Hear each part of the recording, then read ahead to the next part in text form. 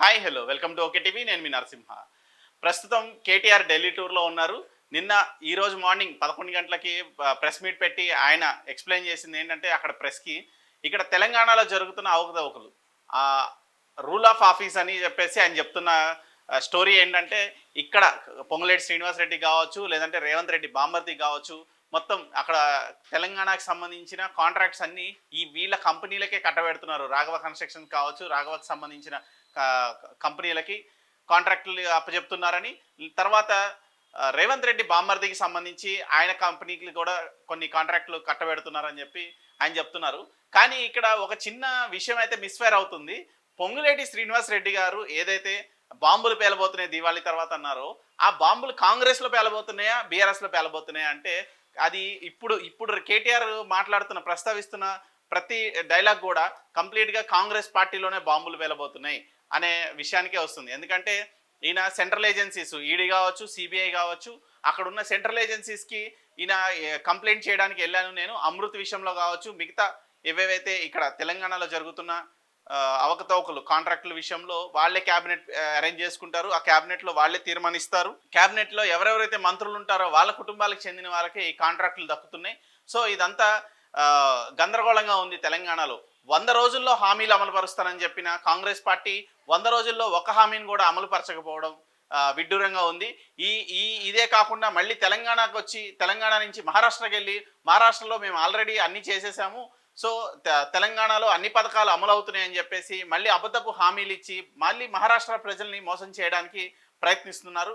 So Telangana ఒక ఏటీఎంలా తయారైంది రాహుల్ గాంధీకి ఎందుకు ఏటీఎంలా తయారైంది అంటే తెలంగాణలోని వనరులన్నీ దోచుకొని వెళ్ళిపోతున్నారు అక్కడ హైకమాండ్ కాంగ్రెస్ పార్టీకి సంబంధించి. సో కొన్ని వందల కోట్ల రూపాయలు రేపొద్దున మహారాష్ట్ర ఎలక్షన్కి కావచ్చు, మొన్న జరిగిన హర్యానా ఎలక్షన్కి కావచ్చు, కొన్ని వందల కోట్ల రూపాయలు తరలి వెళ్ళిపోయినాయి తెలంగాణ నుంచి అనేది కేటీఆర్ వాదన. సో ఇప్పుడు మహారాష్ట్ర ఎన్నికలకు కూడా ఈ బార్డర్లో ఎలక్షన్ కమిషన్ కొంచెం కాన్సన్ట్రేట్ చేయాలి. ఎందుకంటే తెలంగాణ నుంచి మహారాష్ట్రకి డబ్బులు తరలి వెళ్ళే అవకాశం ఉంది. ఇక్కడ తెలంగాణని ఒక ఏటీఎం లాగా రాహుల్ గాంధీ వాడుకుంటున్నారు. సో దీనిపైన కేంద్రం కూడా దృష్టి పెట్టాలి, బీజేపీ పార్టీ కూడా.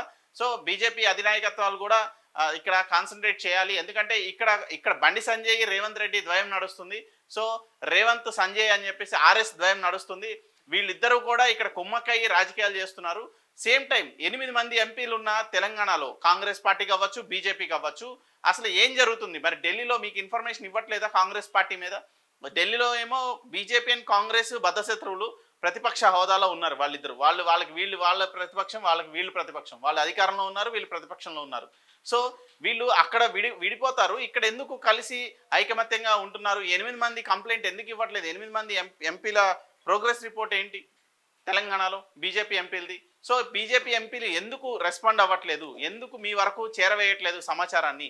తెలంగాణలో జరుగుతున్న అవకతవకల్ని మీ వరకు ఎందుకు తీసుకురావట్లేదు అనేది కేటీఆర్ సూటి ప్రశ్న.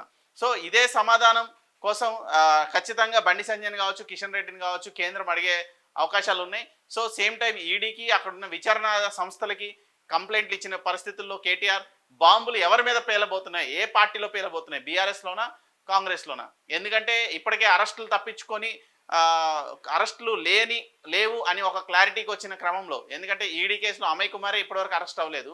సో అమయ్ కుమార్ అరెస్ట్ అవ్వకుండా మిగతా నాయకుల పేర్లు ఇప్పుడే ప్రస్తావించలేవు. సేమ్ టైం ఫార్ములా 1 రేస్ దానికి సంబంధించి ఆల్రెడీ సీఎం పేషి నుంచి ఆల్రెడీ డీజీపీ దగ్గర నుంచి గవర్నర్కి అని చక్కర్లు కొడుతుంది. సో యాంటీ కరప్షన్ బ్యూరో వాళ్ళు కూడా అరెస్ట్ చేయడానికి తాపత్రయపడుతున్నారు కేటీఆర్ని, కానీ ఎక్కడ కుదరని పరిస్థితి. సో ఈ లీగల్ టీం ఏదైతే ఉందో వీళ్ళకి లీగల్ ప్యానెల్ కూడా చాలా స్ట్రాంగ్గా ఉంది కేటీఆర్కి సంబంధించి. ఇదే క్రమంలో కేటీఆర్ ప్రెస్ మీట్ అనేది ఈరోజు నిజంగానే పెద్ద బ్లాస్ట్. ఎందుకంటే రేపటి నుంచి జరగబోయే సినారియో ఎలా ఉండబోతుంది అంటే ఖచ్చితంగా కాంగ్రెస్ పార్టీలోనే బాంబులు పేలబోతున్నాయి.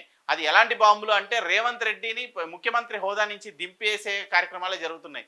నిన్న కొడంగల్లో జరిగిన గొడవ ఏదైతే ఉందో, ఎక్కడ కలెక్టర్లు వెళ్ళి అక్కడ విచారిస్తున్న పరిస్థితుల్లో కలెక్టర్ని కొట్టారు అని చెప్పేసి ఒక వర్గం చెప్తుంది. కలెక్టర్ ఏమో స్వయానా ప్రకటించారు, నా మీద ఎలాంటి దాడి జరిగింది కానీ నన్ను కొట్టలేదు అని చెప్పేసి క్లియర్గా చెప్తున్నారు.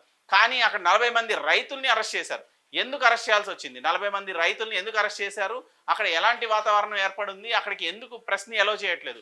మీడియాని కానీ ప్రెస్ని కానీ ఎలో చేయట్లేదు. అక్కడ ఎవరైనా వెళ్దాము అనుకున్నా కూడా వాళ్ళకి అక్కడ సురక్షితంగా లేదు. 144 సెక్షన్ నడుస్తున్న వాతావరణం కనబడుతుంది అక్కడ.